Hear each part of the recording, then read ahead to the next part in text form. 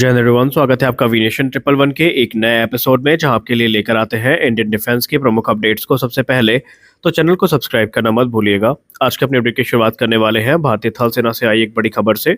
भारतीय थल सेना की कॉर्प्स ऑफ इंजीनियर्स के द्वारा जो एएलएच हेलीकॉप्टर है, जो कि बिहार के मुजफ्फरपुर में डूब गया था बाढ़ग्रस्त इलाके में राहत सामग्री प्रदान करते हुए, उसको सक्सेसफुली उन्होंने रिकवर कर लिया है। और जो इमेजेस इंडियन आर्मी की तरफ से शेयर करी गई हैं, उसमें बताया गया है कि एएलएच जो हेलीकॉप्टर डूबा है, इसके लेफ्ट साइड में हमें कुछ बड़े डैमेज देखने को मिले हैं, लेकिन इसके अलावा टेल सेक्शन और जो दूसरे अदर सेक्शंस हैं, उनमें जो डैमेज है उतना नहीं है, वो लार्जली इंटैक्ट है। और अब यहाँ पर रिपोर्ट सजेस्ट कर रही हैं कि इस समय हेलीकॉप्टर को रिस्टोर करने का प्रयास किया जाएगा और इसका जो ऑपरेशनल स्टेटस है, इस पर बहुत जल्दी हमें अपडेट देखने को मिल जाएगी। फिलहाल इंडियन एयरफोर्स और हिंदुस्तान एरोनॉटिक्स लिमिटेड इस समय जो असेसमेंट है वो करेंगी और ये देखा जाएगा कि डैमेज कितना ज़्यादा है, क्या ये बियॉन्ड रिपेयर है या फिर रिपेयर किए जा सकते हैं। अगर यहाँ पर रिपेयर पॉसिबल दिखा तो जो एएलएच हेलीकॉप्टर है एक बार फिर से हमें सर्विस में वापस आता दिखाई पड़ेगा। आपको बता दें कि बिहार के मुजफ्फरनगर में बाढ़ग्रस्त इलाके में राहत सामग्री प्रदान करते हुए इसकी सेफ डिचिंग की गई थी, जिसके बाद ये पानी में डूब गया था और एक लंबे समय तक इसको रिकवर करने का प्रयास किया जा रहा था और फाइनली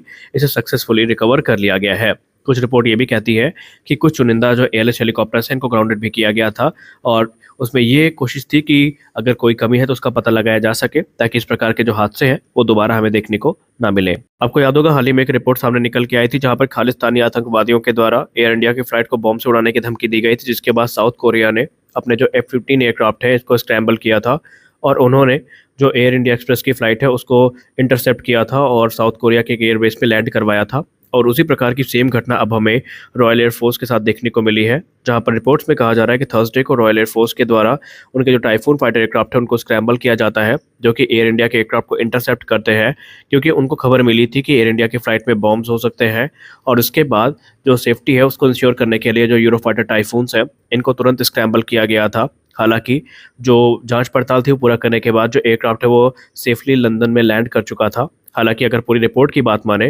तो रिपोर्ट में जो ऑफिशियल्स हैं उनके तरफ से ये कहा गया है, या रॉयल एयरफोर्स के जो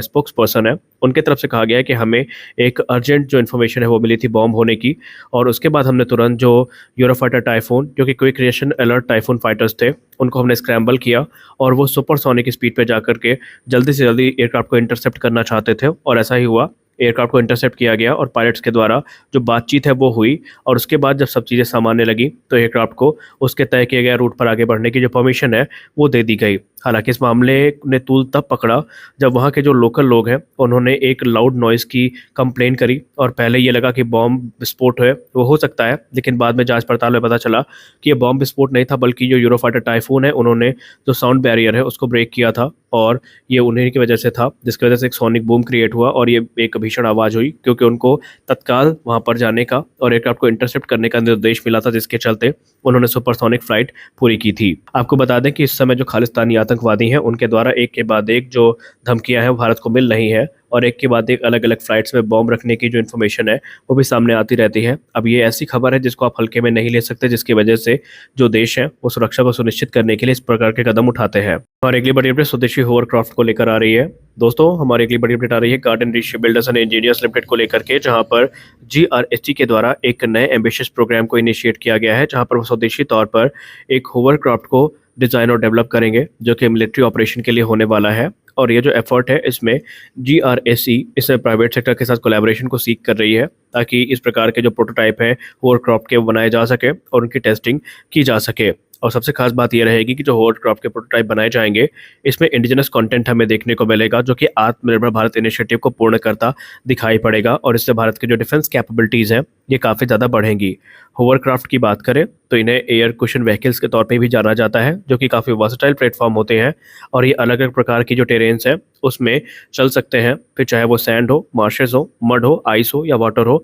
ये वहाँ पर होवर कर सकते हैं। और यही चीज़ें इनको काफ़ी ज़्यादा कीमती बना देती हैं जब बात आती है मिलिट्री ऑपरेशंस की, और इसी चीज़ को ध्यान में रख करके GRSE अब इस प्रोग्राम को आगे लेकर जा रही है। आपको बताते चलें कि ये स्पेशलाइज्ड इंफ्रास्ट्रक्चर इनको नहीं चाहिए होता है। ये ना तो हार्बर्स की डिमांड करते हैं ना ही डॉक्स की, बल्कि ये कहीं भी आराम से ऑपरेट किए जा सकते हैं। और यही कारण है कि भारत इस समय इसको लेकर काफ़ी गंभीर है, क्योंकि भारत के पास जो एक्सपर्टीज़ होनी चाहिए होवरक्राफ्ट डिज़ाइन को पूरा करने के लिए, इनके प्रोटोटाइप को बनाने के लिए, वो फिलहाल तो नहीं है। लेकिन GRSE को इस बात का पूरा भरोसा है कि वो फॉरेन ओरिजिनल इक्विपमेंट मैन्युफैक्चरर पर जो डिपेंडेंसी है उसको ख़त्म करेंगे और बहुत जल्दी स्वदेशी तौर पर इस प्रकार के जो स्पेशलाइज्ड व्हीकल है इनका निर्माण भारत में ही किया जा सकेगा। और ये जो इंडियन कोस्ट गार्ड है और इंडियन आर्मी है उनके लिए बहुत ही ज़्यादा वैल्यूएबल साबित होने वाली है। जीआरएससी की प्लान की बात करें तो जीआरएससी के द्वारा ये कहा गया है कि वो ना सिर्फ इसके प्रोटोटाइप को डेवलप करेंगे बल्कि इसको प्रोडक्शन लेवल तक जल्द लेकर आएंगे और लाइफ साइकिल सपोर्ट जो है, मेंटेनेंस सपोर्ट जो है और जो पार्ट्स हैं, दूसरी चीज़ें हैं,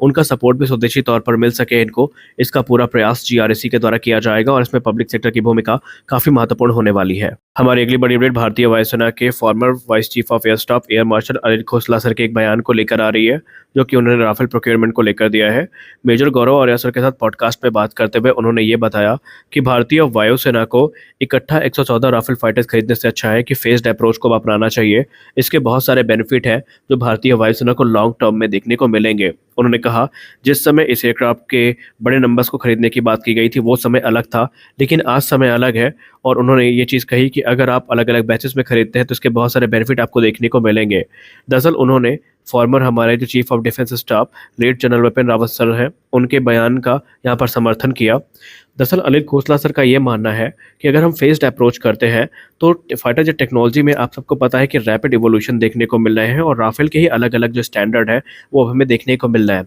अगर हम आपको आसान शब्दों में समझाने की कोशिश करें तो जब भारत ने राफेल खरीदे थे तो वो F3R स्टैंडर्ड के थे। अब इस समय F4 स्टैंडर्ड ऑपरेशनल है और 2028 से 30 तक जो F5 स्टैंडर्ड है वो देखने को मिल जाएंगे। तो अनिल खोसला सर का ये मानना है कि अगर आप इकट्ठा 114 फाइटर एयरक्राफ्ट एक ही बार में खरीदते हैं तो संभावित है कि जब तक ये एयरक्राफ्ट आपको डिलीवर किए जाएंगे पूरी तरीके से आप ऑलरेडी आउटडेटेड टेक्नोलॉजी का इस्तेमाल कर रहे होंगे। लेकिन अगर आप फेज्ड मैनर में खरीदते हैं 36-36 के या 40-40 के बैचेस में इनको खरीदते हैं तो संभावित है कि आप जिस बैच को ऑर्डर कर रहे हैं तब तक ये डिलीवर होंगे तो एडवांस टेक्नोलॉजी और भी इसमें आ चुकी होंगी, जो इनके लेटर वेरिएंट्स हैं वो तैयार हो चुके होंगे। तो आपके पास पॉसिबिलिटी होगी कि आप उन एडवांस वेरिएंट को फिर सेकंड बैच में खरीद सकते हैं और इससे भारतीय वायुसेना आउटडेटेड टेक्नोलॉजी को भी इस्तेमाल करने से बच जाएगी और इसके बहुत सारे बेनिफिट लॉन्ग टर्म में भारतीय वायुसेना को देखने को मिलने वाले हैं। खैर आपको बता दें कि इस समय जो राफेल प्रोक्योरमेंट है इसको लेकर बहुत सारी चर्चाएं चल रही हैं और एमआरएफए पे अब जो एक उत्तेजना थी, एक जो उत्सुकता थी वो रोष का रूप ले रही है, क्योंकि ऑलरेडी